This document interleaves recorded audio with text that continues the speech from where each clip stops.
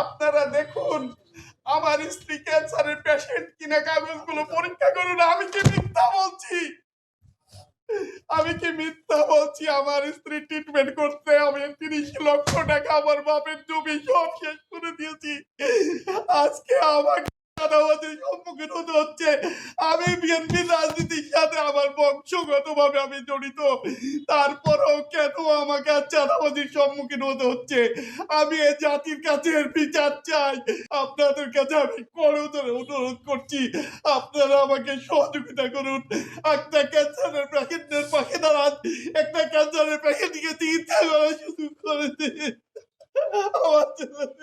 একটা মানুষ 6 বছর যদি একটা ক্যান্সারের পেশেন্ট নিয়ে বেড়ায়, তাহলে তার কি হতে পারে? সেই সংসারটাতে কি থাকতে পারে? আমি আমার দুটো ছেলে, আমার ছেলে রাত দিন টিউশনি করে। আমার ছেলেটা, এই ছেলে বলছে, আব্বু আমি কিছু একটা করি যাতে মাকে আমি প্রতি মাসে একটু হলেও সাহায্য করতে পারি। আজকে এই ছেলেদের জন্য তারেক রহমানের দুর্নাম হবে, দেশনেত্রী খালেদা জিয়ার দুর্নাম হবে।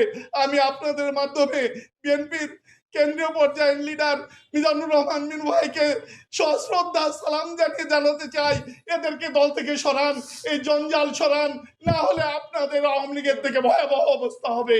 আগামী দিনের জন্য প্রস্তুত থাকতে হবে আপনাদেরকে। এই জঞ্জালেরা আপনাদেরকে, যেমন শেখ হাসিনা আজকে দেশের মাটিতে দাঁড়াতে পারেনি, আর আগামী দিনে আমরা যারা সৎভাবে বিএনপিকে সাপোর্ট করি, আমি নিশ্চিত আগামী দিনে আমাদের বিপদ আসবে। আমি মোসাদ্দেক হোসেন ভালো ভাইকে উদ্দেশ্য করে বলতে চাই, ভাই আপনারা দেখেন দাসপুকুর 3 নম্বর ওয়ার্ডে এই রকুনুজ্জামান রোকন, এই কিসের ধর্ম বিষয়ক সম্পাদক, সে মুখে দাড়ি রেখেছে, সে চাঁদাবাজি করে, সে সারাক্ষণ নেশা করে। আপনারা গোটা এলাকায় গিয়ে জেনে দেখেন, আজকে সে আমার কাছে চাঁদা দাবি করছে। আমি বিএনপির সকল সিনিয়র নেতৃবৃন্দকে বলবো, অনুরোধ করে বলবো, আমি শহীদ রাষ্ট্রপতি জিয়াউর রহমানের আদর্শে বিশ্বাসী থাকার জন্য 1988 সাল থেকে আজ পর্যন্ত অনেকবার নির্যাতিত হয়েছি। যেহেতু আমি একজন শিক্ষক, তাই আমি কোনোদিন পদের রাজনীতি করিনি, আমি কোনোদিন পদের লালায়িত নই, না হলে আজকে আমি অনেক বড় জায়গায় রাজনীতি করতে পারতাম। যারা এইরকম চাঁদাবাজি করছে, এদেরকে আপনারা দল থেকে বহিষ্কার করুন, এদেরকে আইনের হাতে তুলে দিন। আপনারা না হলে আগামীতে বিএনপির মতো একটা সুনামধন্য দল অখণ্ড অকপটে নিশ্চিহ্নর পথে গিয়ে যাবে।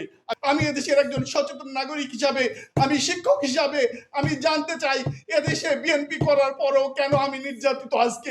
আজকে যার বিএনপিতে কোনো পদ নাই, আজকে বিএনপির পূর্ণাঙ্গ কমিটি নাই, অথচ কেন বলা হচ্ছে সে বিএনপির সম্পাদক এবং ধর্ম বিষয়ক সম্পাদক এবং সে চাঁদাবাজি করছে?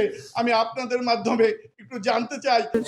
11:30টার দিকে আমার দোকানে 2 জন হামলা চালিয়ে আমার ছোট ছেলে মৃদুল হাসান অন্তরকে মারধর করে 50,000 টাকা লুট করে এবং অনুমানিক 7 লাখ টাকার মালামাল ক্ষতি করে।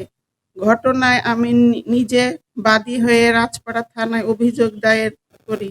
আমার দোকানে হামলা চালায় আমার নিজের ভাই রোকনুজ্জামান রোকন 44 এবং তার সাথে ছিল মামুন 50। ঘটনার সূত্রপাতে আজ থেকে 11 বছর আগে 5 ভাই বোনদের মধ্যে আমার বাবা মা আমাদের 2 বোনকে 12 ছটাক করে স্থানীয় এলাকায় একটি জমি লিখে দেয়। শত্রুতা শুরু তখন থেকেই। এক পর্যায়ে দোকানে যেহেতু সে ক্যান্সারের পেশেন্ট, তার জন্য কথা বলা খুব কষ্টকর হলো, আপনারা লক্ষ্য করছেন। নেশার টাকা জোগাড় করার জন্য সে আমার দোকানে এসে চাঁদা দাবি করে, চাঁদা অস্বীকৃতি করলে এক পর্যায়ে দোকানে ভাঙচুর করে মালামাল ক্ষতি করে, 50,000 টাকা নিয়ে প্রায় 7 লক্ষ টাকার ক্ষতি করে। আমার ভাই রকুনুজ্জামান, সে বিএনপির রাজনীতির সাথে জড়িত। সে বিএনপির কোনো পদে না থাকলেও বিভিন্ন জায়গায় মহানগর বিএনপির ধর্ম বিষয়ক সম্পাদক পদে থাকার পরিচয় দেয়। আমরা খোঁজ নিয়ে জেনেছি মহানগর বিএনপির এখনো কোনো পূর্ণাঙ্গ কমিটি নেই। আহ্বায়ক কমিটি থাকার পরেও সে নিজেই তার মন গড়া পদ বানিয়ে চাঁদাবাজি করে এবং ক্ষমতার দাপট দেখায়। নিজের ভাইয়ের চাঁদাবাজি, প্রাণনাশের হুমকি, দোকানের হামলা ঘটনার পর আমি নিরুপায় হয়ে আজ আপনাদের সামনে উপস্থিত হয়েছি। আমার স্বামী ও 2 ছেলের নিরাপত্তা নিয়ে আমি শঙ্কিত। যে কোনো সময় তারা আমার পরিবারের ক্ষতি করতে পারে। আমি থানায় অভিযোগ করেছি। আমি চাই থানা আমার করা অভিযোগটি মামলায় রূপ দিয়ে দোষীদের দ্রুত আটক করে আইনগত ব্যবস্থা গ্রহণ করুক।